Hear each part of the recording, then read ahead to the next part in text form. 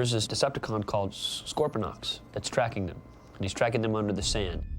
It's Jaws, but it's in the desert. And we were actually looking through one of the books of all the characters, and we kind of went to, hey, there's a scorpion in the desert. And Scorponok is perfect, too, because he's also sort of different than the other Decepticons. He doesn't particularly turn into a vehicle or whatever. His form is very much about the environment. The Scorpion is great for the desert, and it's sort of a good, shout out to the fans of like Beast Wars, and some of the incarnations of Transformers are a little bit more animal-based than vehicle-based. In pre-production, they built all these animatics, so they know anything that has a lot of action-y stuff, or there's Transformers coming through, or you're being chased by one, or whatever it is. They have these animatics built, the computerized sort of animation of the scene before they even shoot it. Scorponok was one of the ones that we, in the department, animated completely in 3D. I wanted to have the notion of these components from the Sea Stallion helicopter, which is basically what he is birthed from.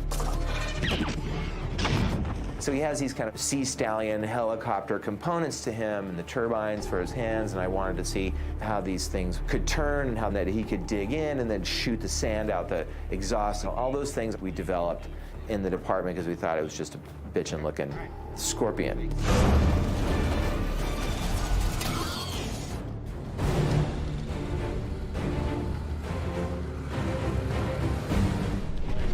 It's not like these, but there were some that didn't look, they were taller than that.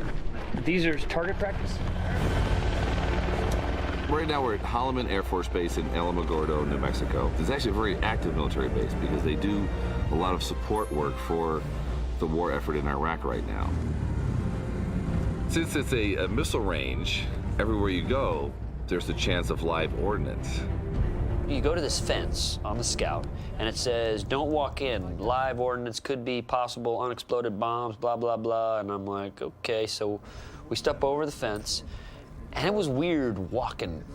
And I kept walking, but looking down. And so we actually had a minesweeper clear when we shot there for a good 5 acres. You see a little bit of go, and then the two mandibles. Kenny, move over this way. Yeah. But the idea that they bust through and then hit the wire pulls them away.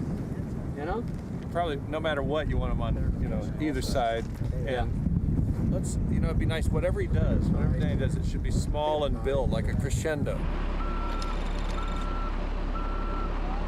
We are on Holloman Missile Range. Don't pick up anything with a red tip that looks like a bomb.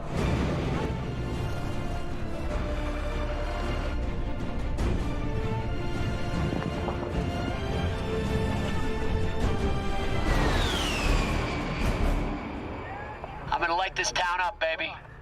Ready! In Mexico, we all had a really good time. We blew up hundreds and hundreds of pounds of black powder and thousands of feet of primer cord. So there's where I told you about wetting it down. The chunk. You see the chunks in there, Michael? Good. We had primer cord, which can take down a tree or destroy a car. It's a little like rope-like explosive. I had them lay out like 200 of these strands so that they can fire it on a millisecond thing where it's like, it makes it look kind of like a wave coming at you. They put the high explosives on, then they put just carpet on top of it, and then they put sand on top of the carpet. And when this was ignited in a sequential order, the carpet just lifted up, and it bounced the sand high enough. And it gave Michael the exact look that he wanted. Hands up! Cut. How was that, Dave? Pretty good. Huh? Good. Were you still in it when it was falling? Yes, sir. Oh, good. Thank you. There were a lot of bombs, a lot of explosions, a lot of strafe hits. There were people flying through the air. We had guys on ratchets.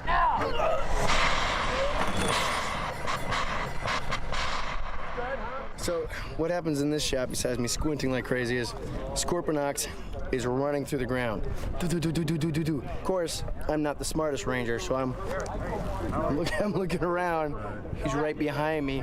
Thunk, right through the chest, and then clunk, takes me back and eats me. Apparently, Decepticons eat children. Ta-da!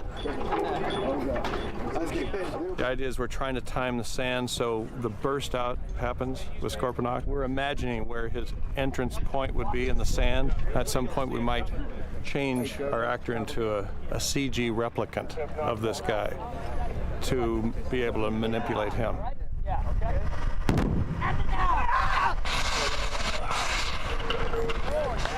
That was cool. That was cool.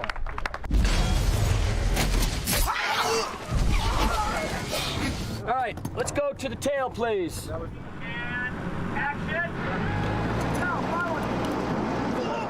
Michael wanted a Scorponok's tail slithering through the sand. We just made a whole track right out of plywood where it actually had a groove in it. They put the lightweight plastic down, and then you put a razor blade in front of it, and as the Scorpion is going through it, it just cuts that path. Something, little piece. All right, guys, I'm going to show you an animatic of what we're doing. It's a pretty cool shot. It's a trailer shot we're doing right now. Watch this. It's the one where he jumps out. So I need you running. It's right on you. You know what I'm saying? So you've got to have that in your faces. All right? Trailer shot. See? Trailer shot. Which camera am I running towards, Mike? You're running towards that umbrella, guys. That umbrella is where we're running, all right? But the actors, they had to run, and I'm like, Tyrese, don't trip, because that's a real explosive. If it goes off, you better run. All right, y'all. This is it, Jack. The trailer. Full throttle. I mean, this is more heroic. You know? Action! That fear on their face was them being real. And I said, just remember to, at one point, look back and look up.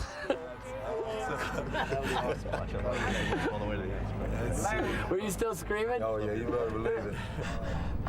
That's great. I think That was really good. Did you get anything? That's how we do it, baby.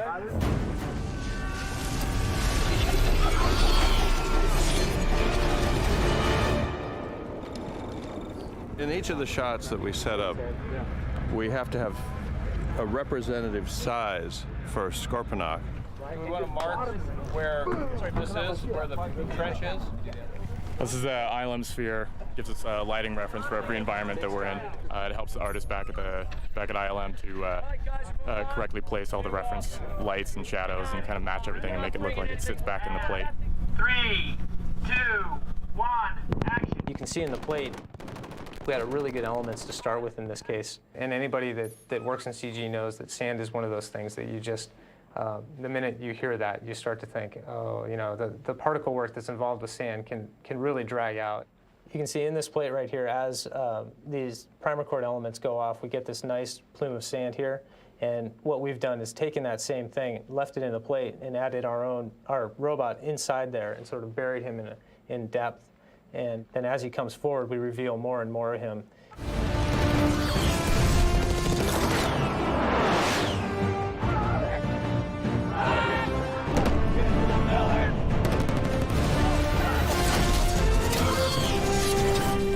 Oh, what is that?